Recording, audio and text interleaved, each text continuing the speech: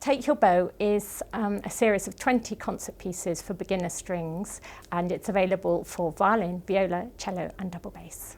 5 of the pieces from Take Your Bow are featured in the Trinity Strings Syllabus, and they go across all the instruments, so that if you're teaching individually, you can teach the pieces separately, and if you want to create an instant group, you can bring the children together and they can play them together and enjoy them together. And the ensemble skills, the teamwork, the social skills, the starting and finishing together, the learning to blend their sound with a group of other people, they're such valuable skills. And I think they get very excited, the fact that they can make a bigger, more exciting, more interesting piece of music in a big group than they can do on their own. I like playing my violin, it makes a smooth sound.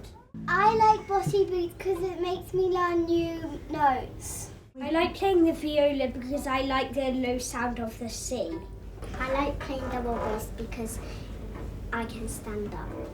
So the Take Your Bow books have got piano parts, which are fantastic because they can add another dimension, they can add a bit of atmosphere to it, a foundation for the children to build on. They're also very accessible. You don't have to be the most amazing pianist to be able to get along and play them.